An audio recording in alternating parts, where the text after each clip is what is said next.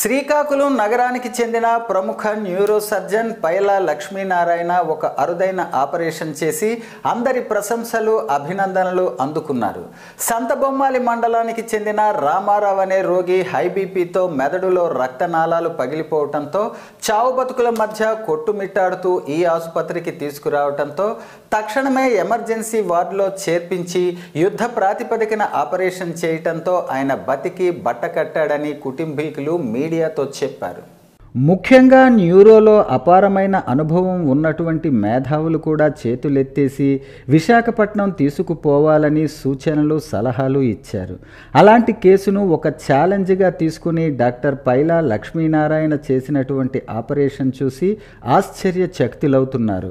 నగరంలో అనేక కార్పొరేట్ ఆసుపత్రులు ఉన్నప్పటికీ సరైన చికిత్స లేని తరుణంలో న్యూరోకి సంబంధించి విశాఖపట్నం కార్పొరేట్ తరహాలోనే శ్రీకాకుళంలో అత్యంత ఆధునిక డాక్టర్ పైలా లక్ష్మీనారాయణ హాస్పిటల్ను ఏర్పాటు చేయటం, అక్కడికి వచ్చినటువంటి సామాన్య మధ్యతరగతి అన్ని వర్గాల ప్రజలకు కార్పొరేట్ వైద్యాన్ని అందిస్తూ రోగుల పాలిట దేవునిగా ఆయన కొనియాడబడుతున్నారు.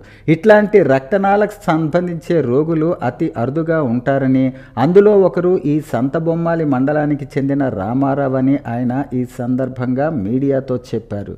ఏది ఏమైనా సకాలంలో న్యూరో సమస్య ఉన్నవారు తమ ఆసుపత్రిని సందర్శిస్తే వారి స్వస్థత చేకూరి మళ్ళీ సాధారణ ఆరోగ్యవంతులుగా తయారు చేసే బాధ్యత తమదేనని చెప్పారు. న్యూరో ఆసుపత్రి భవిష్యత్తులో అన్ని వర్గాల వారికి చక్కని వైద్యం అందించి అన్ని వర్గాల ఆదరాభిమానాలు పొందుతున్నారని పలువురు నగరానికి చెందిన ప్రముఖుల అభిప్రాయాలు వ్యక్తం చేస్తున్నారు. న్యూరో సర్జన్గా ఒక సామాజిక సేవకునిగా ఆయన అందించే సేవలు నిరుపమానమని కొంతమంది వైద్య వర్గాలు కొనియాడుతున్నారు.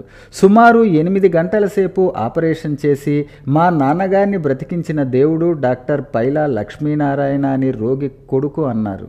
ఇలాంటి సర్జరీస్ అంటే 100 మందికి మనం చేసినప్పుడు ఆల్మోస్ట్ 70 to 80% వరకు సర్జరీ చేసే ముందునే చనిపోతారని చెప్పి మన బుక్స్లో రాసి ఉంటుంది.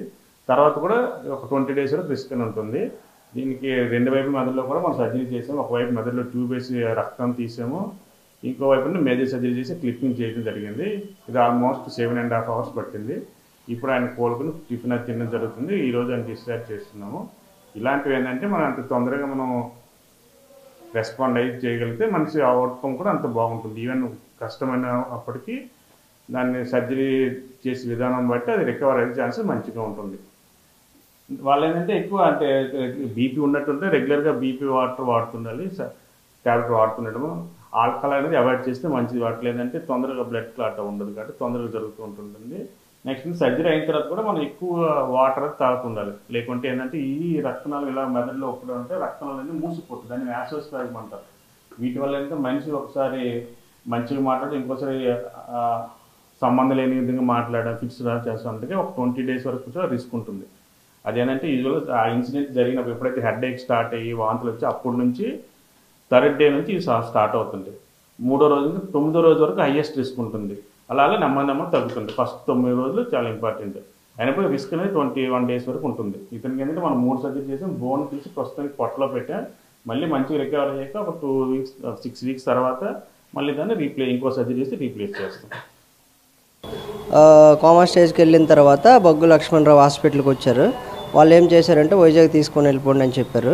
నేను సరే అండి అనేసి వైజాగ్ తీసుకెళ్ళిపోతామని అంటే వేరే సార్ చెప్పి ఫలానా డాక్టర్ లక్ష్మీనారాయణ గారు హాస్పిటల్కి తీసుకెళ్ళండి, ఆయన 99% 100% చేపిస్తానని చెప్పారు. ఆయన కోమా స్టేజ్ నుంచి భగవంతుడి దయ వల్ల ఆయన సపోర్ట్ వల్ల ఆయన చాలా క్రిటికల్ స్టేజ్ నుంచి తీసుకొని వచ్చి ఇప్పుడు మా ఫాదర్ నడవడానికి కూడా వస్తున్నాడనమాట. ఆపరేషన్ 6-7 hours చేశారు సార్. 6-7 hours చేశారు. 5 నుంచి నైట్ అంటే ఎన్ని గంటలు అంటే 5:30కి వెళ్ళి నైట్ 12:30కి వచ్చారు సార్. సక్సెస్ఫుల్గా చేశారు. వైజాగ్ తీసుకెళ్తే క్లియర్ అవుతుందా అనేది మనకు తెలియదు సార్. ఎందుకంటే ఈయన ఇంత సిటీలో ఇంతమందిలో ఈ హాస్పిటల్లోన చాలా ఖచ్చితంగా ఆయన ఏ హాస్పిటల్ కూడా ఉండదు ఈయన చేశారనమాట.